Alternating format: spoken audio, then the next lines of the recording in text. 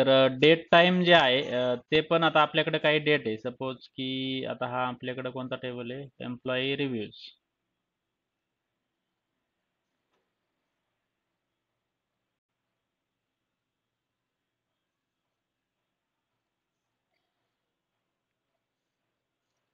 Select star from employee reviews.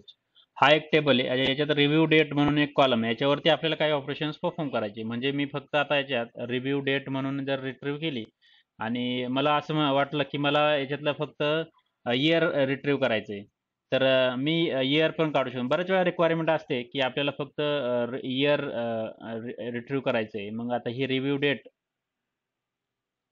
म्हणजे as year, म्हणजे याच्यातलं जे आहे फक्त हे इयर फंक्शन जे आहे ना ते आपण रिट्रीव्ह करू शकतो. म्हणजे आता याला मी जर केलं तर बघा हे हे इयर रिट्रीव्ह झालं. त्यानंतर मला असं वाटलं की मला फक्त मंथ रिट्रीव्ह करायचं आहे, तर मंथसाठी हे फंक्शन आहे मंथ म्हणून, आणि त्याच्यात रिव्ह्यू डेट हे जे आहे ॲज मंथ म्हणू शकतो आपण त्याला. आणि याला रन जर केलं तर बघा त्या पर्टिक्युलर डेटमधला हे 2022-3 आहे, तर 2022 इयर रिट्रीव्ह केलं आणि त्याच्यातला मंथ पर्टिक्युलर आहे तो तो रिट्रीव्ह केला. आणि याच्यात अजून आपल्याला काही फंक्शन्स असतात की आता इथं डे पण रिट्रीव्ह करू शकतो. म्हणजे जर म्हटलं की मी मंथच्या जागी आपण काय टाकलं,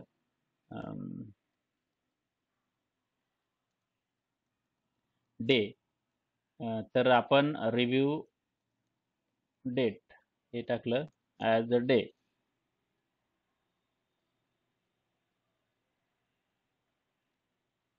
बघा 25/3/2022 याच्यातलं जे आहे ते ते सर्व आपण म्हणजे सिमिलरली एकदम म्हणजे डे, मिनिट, आवर, सेकंद हे सर्व आपण रिट्रीव्ह करू शकतो आणि ते कॅल्क्युलेशनमध्ये यूज करावं लागतात. आता हे बऱ्याच वेळा यूज करावं लागतात.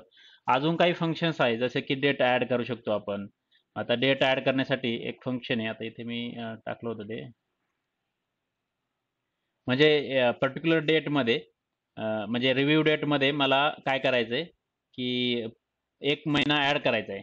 आता इथं 2025 आहे, तर मला इथं काय करायचं 25 मार्च एप्रिल करायचं आहे. तर ते करायचं असेल तर आपण अशा पद्धतीने हे डेट ॲड फंक्शन आहे ते यूज करू शकतो. आणि इथं बघा तुम्ही, इथे एक सेमिकोलॉन कॉमा पाहिजे माझा. आता बघा इथं मी काय केलंय एक मंथ ऍड केलाय इथं ह्या डेटमध्ये 2022 मार्च आहे ना, तर हे एक मंथ ऍड झालेलं आहे, एप्रिल झालेलं आहे इथं, जुलै आहे तर इथे ऑगस्ट झालेलं आहे, हे जानेवारी इथं इथं फेब्रुवारी झालेलं आहे. सिमिलरली मी बऱ्याचशा गोष्टी करू शकतो की मी इयर पण ऍड करू शकतो. म्हणजे मला वाटलं की इयर ऍड करा, एक इयर ऍड करा किंवा 3 इयर ऍड करायच्यात, तर ते पण करू शकतो आपण. आणि याला मी असं रन करू शकतो. आता हे बघा पहिली जी डेट आहे रिव्ह्यू डेटमध्ये मी काय केलं 3 वर्ष ॲड केले, 22चे काय झाले 25 झाले. तर अशा पद्धतीने आपण करू शकतो. असे बरेचसे आहे. डेट डिफरन्स पण आहे. म्हणजे डेटमधला फरक काढायचा असेल आपल्याला तर ते पण आपण करू शकतो. आता इथं बघा डेटचे फंक्शन्स. हां. आता इथं एक डेट डिफरन्स फंक्शन आहे, की डेट डिफरन्समध्ये काय आहे, की आपल्याला असे इयर इयर आपण काढू शकतो. म्हणजे होतं ना, की कधी-कधी आपल्याला एज वगैरे कॅल्क्युलेट करायचं आहे. तर आपलं एज जर कॅल्क्युलेट करायचं असेल, तर आपण तशा पद्धतीचे हे डेट देऊ शकतो. आता हे एक्झाम्पल आहे. मी इथे ट्राय केलं. काय आहे, टाईम दिलेला आहे पूर्ण आणि मी इथे टाकण्याचा प्रयत्न केला. तर ते आपण इथे ॲज लेट्स से एज असं आपण म्हणू शकतो. आणि याला मी रन केलं तर बघा आता इथं डेट आहे. आता लेट्स से ही जी आहे डेट आहे ती 1980 लेट्स से अशी काहीतरी मी कन्सिडर केली. तर त्यानुसार त्याचं एज जे आहे ते आपण कॅल्क्युलेट करू शकतो. म्हणजे असं असू शकतो की तुमच्याकडे एक एम्प्लॉई इन्फॉर्मेशनचा डेटा आहे. तुमच्याकडं एक आहे ना, की जिथे तुम्ही ह्या डेटच्या रिलेटेड ऑपरेशन्स परफॉर्म करू शकता. सिलेक्ट स्टार फ्रॉम, त्याला जर रन केलं याच्यात एक जॉईनिंग डेट दिलेली आहे.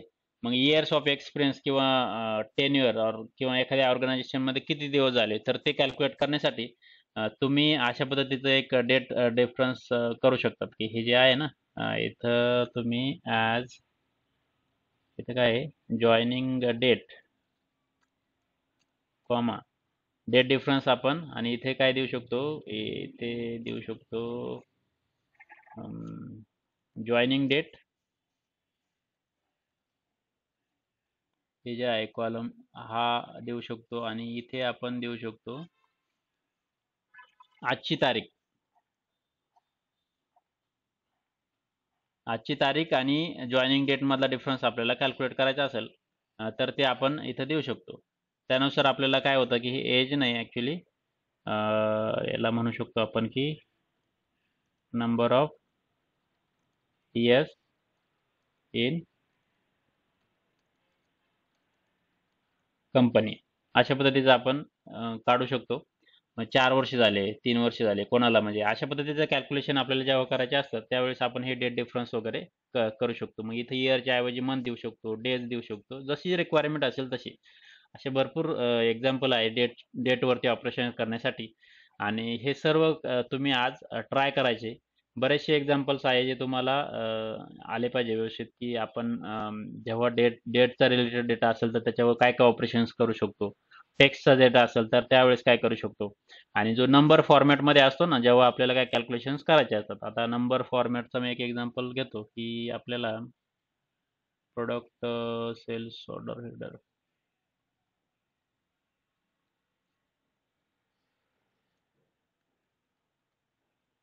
एक सिलेक्ट स्टार फ्रॉम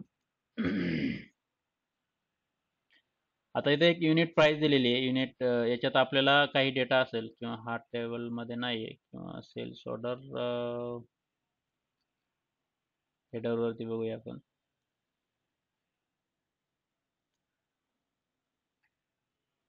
काही डेटा असेल जिथे आपल्याला कॅल्क्युलेशन करायचं आहे. टेरिटरी, हां, सेल्स अमाऊंट आहे इथे काहीतरी, टोटल अमाऊंट दिलेली आहे. मग सपोज आपल्याला काही कॅल्क्युलेशन मॅथमॅटिकल कॅल्क्युलेशन करायचं आहे तर ते पण आपण करू शकतो. म्हणजे सपोज आपल्याला इथं असं करायचं आहे की टोटल ड्यू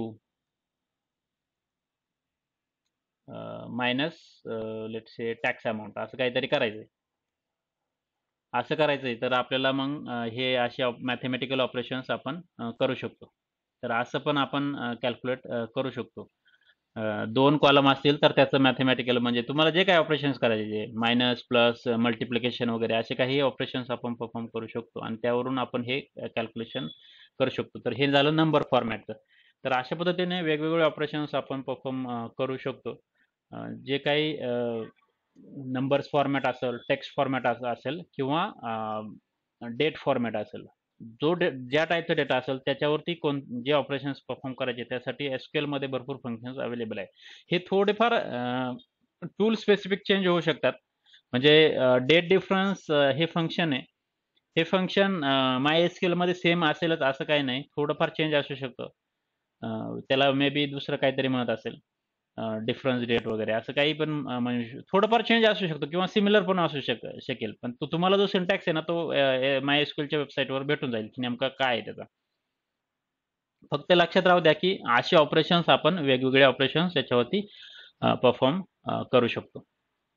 ठीक आहे. तर याच्यावरती काही क्वेश्चन्स आहे?